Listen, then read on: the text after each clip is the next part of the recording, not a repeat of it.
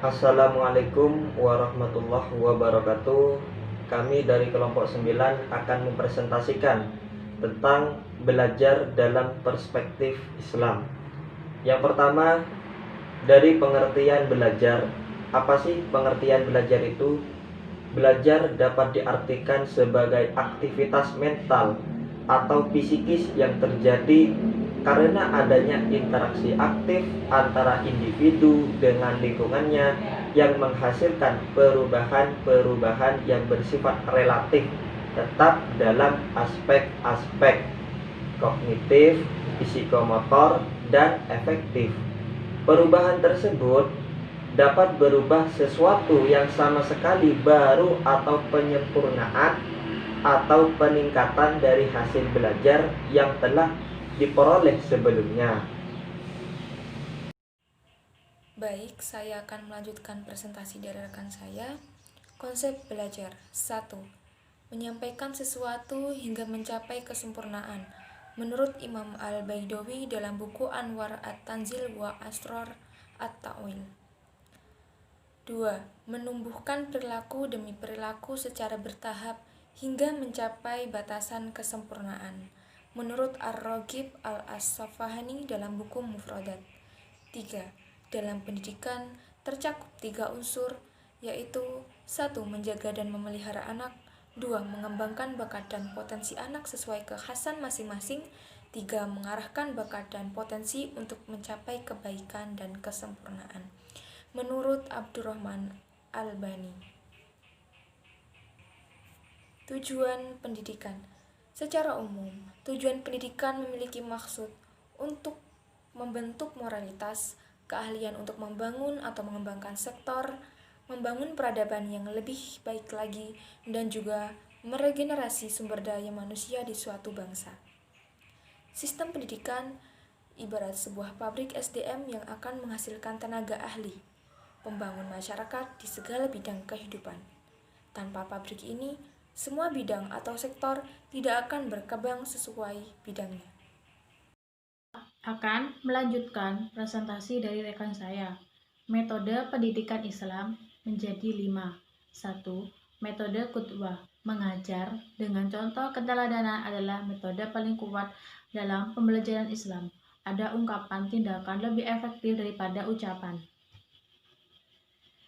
Bahasa perilaku guru lebih bermakna daripada bahasa lisan. Bahkan Nabi Muhammad SAW juga dikenal dengan sebutan uswatun hasanah. Ini menandakan posisi guru begitu penting sebagai panutan bagi di lingkungan sekolah dan masyarakat. Jika laku pendidik punya daya sentuh yang lebih besar bagi siswa daripada apa yang diceramahkan.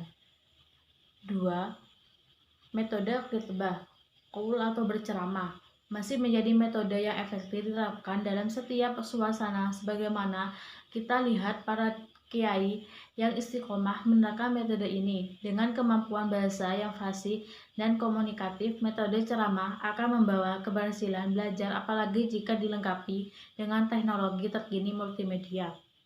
3. Metode khitbah, satu tingkat lebih tinggi dibanding berceramah adalah khitbah. Menulis sejarah mencatat Nabi Muhammad SAW pernah membebaskan tawanan perang dan meminta mereka mengajar baca tulis kepada sahabat yang saat ini belum mampu. Begitu pentingnya aktivitas baca tulis.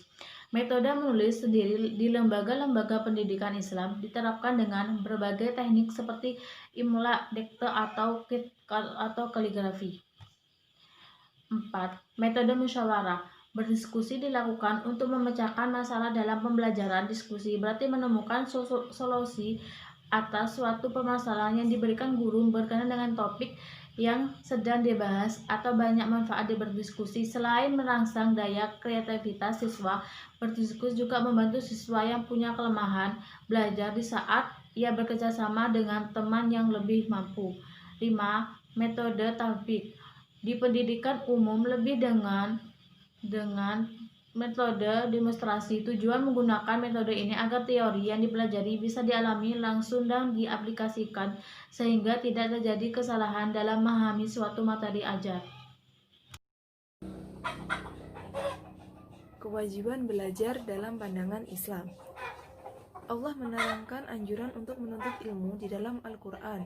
Salah satunya Quran surat Al-Mujadalah ayat 11 yang artinya, "Hai orang-orang yang beriman, apabila dikatakan kepadamu, berlapang-lapanglah dalam majelis, maka lapangkanlah, niscaya Allah akan memberi kelapangan untukmu. Dan apabila dikatakan, berdirilah kamu, maka berdirilah, niscaya Allah akan meninggikan orang-orang yang beriman di antaramu dan orang-orang yang diberi ilmu pengetahuan beberapa derajat, dan Allah Maha mengetahui apa yang kamu kerjakan." Dari ayat ini menerangkan bahwa Allah akan mengangkat derajat orang-orang yang menuntut ilmu lebih tinggi daripada derajat orang-orang yang tidak menuntut ilmu. Ayat ini juga menandakan bahwa dengan ilmu manusia bisa menjadi lebih mulia, bukan dari hartanya ataupun dari nasabnya. Dalam hadis juga dijelaskan tentang pentingnya belajar, yang diantaranya hadis yang diriwayatkan oleh Imam Muslim, yang artinya, siapa yang menempuh jalan untuk mencari ilmu, maka Allah akan mudahkan baginya jalan menuju surga. Hadis riwayat Muslim. Hadis ini menjelaskan bahwa dengan belajar atau berjalan untuk mencari ilmu, Allah akan memudahkan jalannya menuju surga. Jadi jelas bahwa Islam sangat menganjurkan setiap muslim untuk mencari ilmu atau belajar.